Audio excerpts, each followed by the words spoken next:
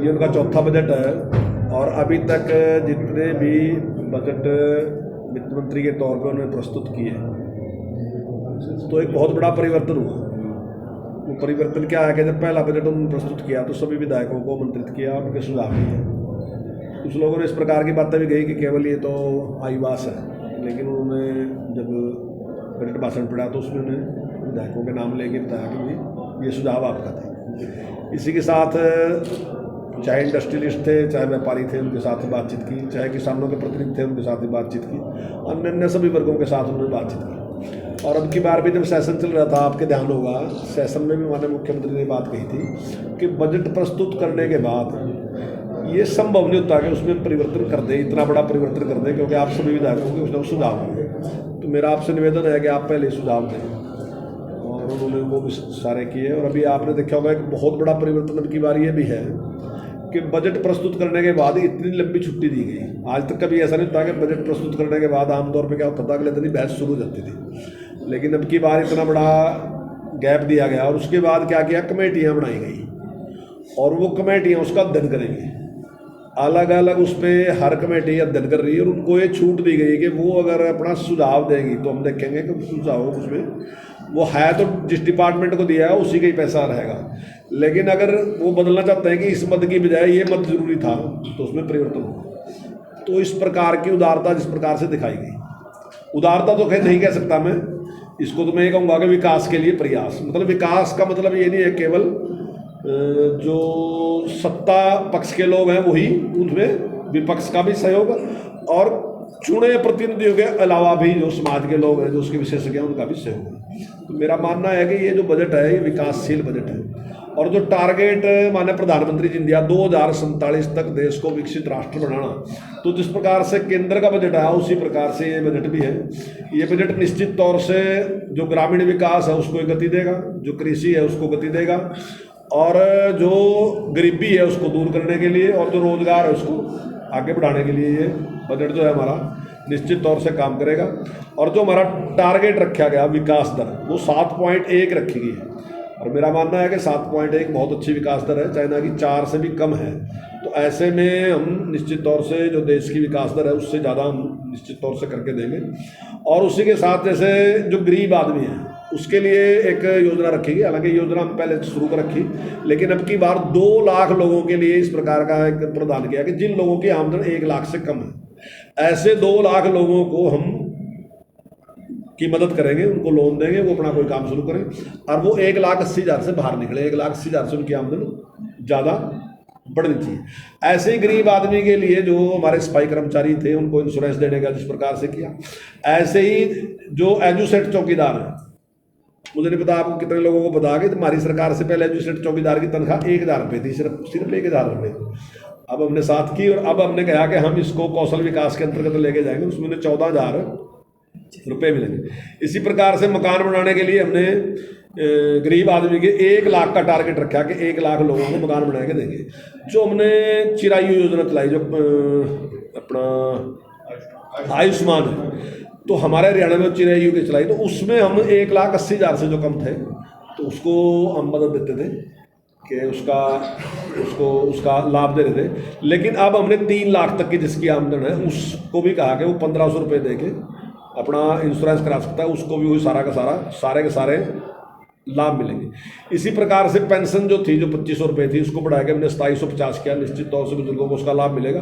और उसमें दूसरा एक परिवर्तन हमने और भी किया कि पीछे काफ़ी एक विषय उठा था कि हमने 2 लाख की आमदन है कि उससे ज़्यादा जिसकी आमदन है उसकी पेंशन बंद करने की बात आई थी। तो कुछ लोगों ने उसका कहा कि जिनकी 2 लाख से ज़्यादा हो, वो 2 लाख केवल उनके लिए थी जो पति पत्नी पेंशन लेने वाले थे। अगर उनकी व्यक्तिगत आमदन 2 लाख है तो अब वो बढ़ा के 3 लाख कर दी कि अगर 3 लाख तक उनकी आमदन है तो उनको उसके बावजूद भी पेंशन मिलेगी। इसी प्रकार से जो सरकारी स्कूल हैं उनमें भी हमने एक विशेष ध्यान दिया, खासकर गरीब लोगों के बच्चे ज़्यादा सरकारी स्कूल में हैं, तो उसके लिए हमने 6 ऐसे पॉइंट किए निश्चित के ये अगर किसी स्कूल में नहीं है तो निश्चित तौर से हम सारे निर्णय करेंगे। अभी भी हम काम कर रहे हैं 27 ब्लॉक में, इस टाइम पे हमारा काम चल रहा है कि अगर कहीं ड्यूल टैक्स नहीं है तो ड्यूल टैक्स देंगे, अगर स्कूल का रास्ता नहीं तो स्कूल का रास्ता, 4 द्वारी नहीं है तो 4 द्वारी, अगर शौचालय वगैरह ठीक नहीं है शौचालय, पीने का पानी की व्यवस्था ठीक से होना चाहिए, ब्यूटिफिकेशन ठीक होनी चाहिए, स्कूल का ग्राउंड ठीक होना चाहिए, उसका लेवल ठीक होना चाहिए।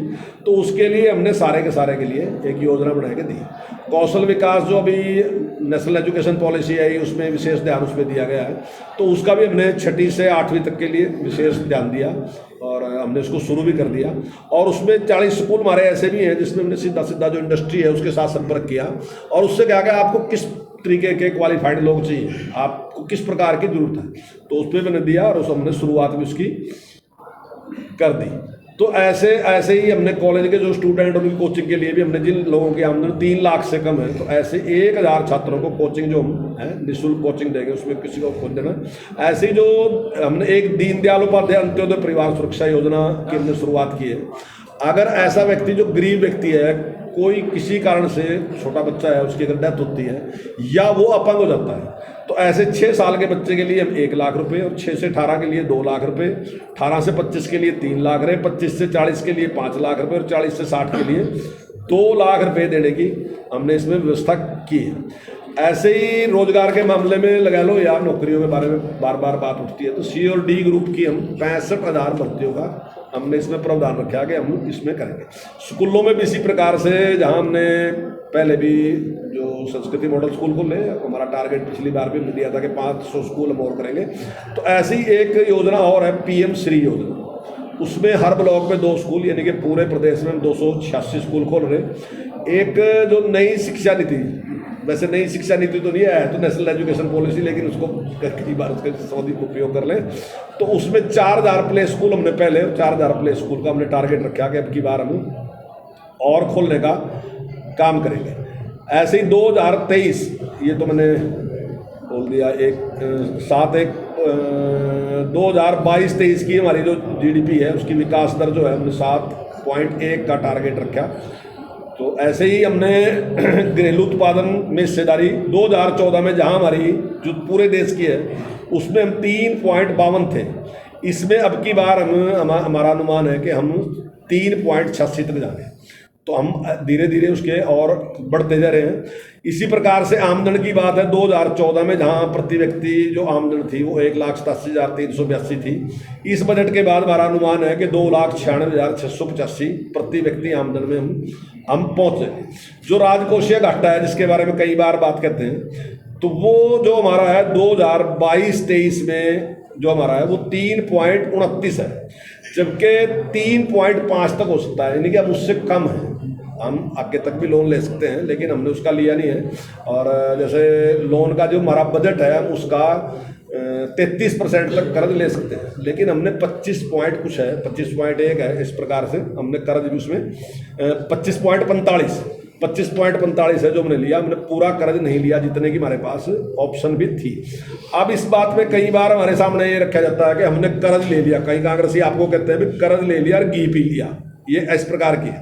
तो मेरा मानना है कि जिस प्रकार कांग्रेस की जब सरकार थी, जो उस टाइम कर्ज था, वो कर्ज लगभग 1 लाख करोड़ का था, यानी कि 70,000 करोड़ से ज़्यादा कर्ज सीधा सरकार का था, और 27,000 का जो कर्जा था वो विद्युत निगम का था, लेकिन उन्होंने वो अलग मान रखा था, इसलिए वो उसको कम दिखा रहे। लेकिन हमारी सरकार आने के बाद हमने उस पर निर्णय लिया कि इसको हम सीधा सरकार के अंडर लेंगे, क्योंकि उसके ऊपर ब्याज ज़्यादा था।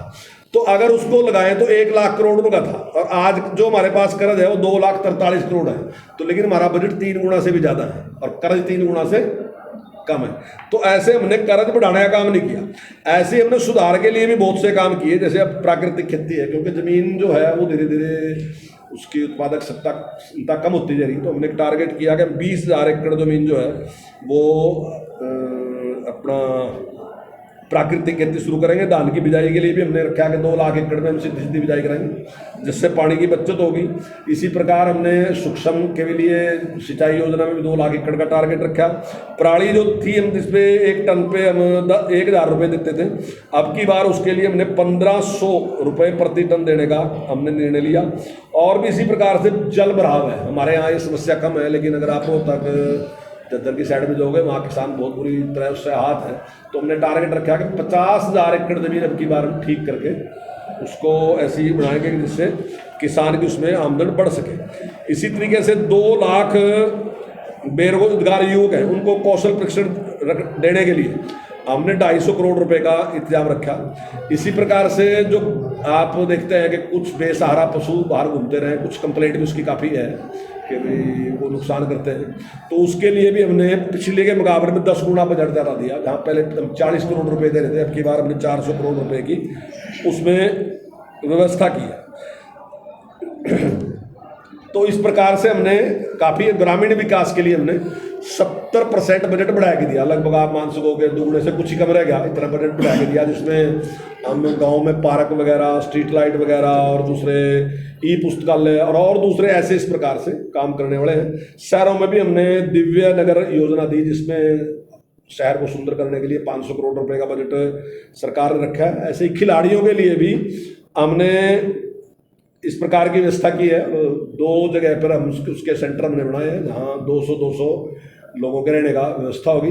और अगर कोई किसी को चोट भी लगती है, मान लीजिए खिलाड़ी को, उसके लिए भी चंदगी राम जी के नाम से हमने एक वो बनाया है, उसमें हम उसकी पूरी मदद करेंगे। ऐसे ही गुरुग्राम में हमने 700 बेड का एक मल्टी स्पेशलिस्ट जो हॉस्पिटल है उसकी एक योजना बनाई, जहाँ बहुत अच्छी सुविधा इस प्रकार से। सड़कों के लिए भी 5000 किलोमीटर सड़कों को दोबारा से ठीक करना और 554 किलोमीटर सड़कों को चौड़ा और मजबूत करने की योजना हमने इस बजट में बनाई है। बिजली के लिए भी 800 मेगावाट क्षमता का एक थर्मल प्लांट जो हमारा यमुनानगर में है, उसको बढ़ा रहे हम 800 मेगावाट उसमें बढ़ाने का हमने निर्णय लिया है। तो ऐसे बहुत से जो जनहित के हैं, और इसी प्रकार से बसों के 1000 बसें हम जो हमारी किलोमीटर स्कीम है उसमें चला रहे, तो उसमें साथ साथ हमने सुविधाओं का भी, और निश्चित तौर से इससे बहुत एक प्रगति मुझे लगता है कि निश्चित तौर से आने वाले टाइम में होगी। इसके साथ ही हमने आप लोगों का भी विशेष तौर से ध्यान रखा है, जो हमारे मीडिया कर्मी हैं उनको भी कैशलेस चिकित्सा सुविधा देने का इसमें काम किया है। और इसके साथ ही जो हमारे कलाकार हैं, जो रागनी गाने वाले हैं या दूसरे सांग वाले हैं और अन्य गाते हैं, तो उसके लिए भी, क्योंकि बुजुर्ग होने के बाद उनकी भी स्थिति ठीक नहीं होती, तो उनकी पेंशन देने का भी हमने योजना बनाई है और उनको 10,000 पेंशन मासिक हम देंगे। इस प्रकार का निर्णय हमने लिया। सर, क्या तो सभी वर्गों का कैंसर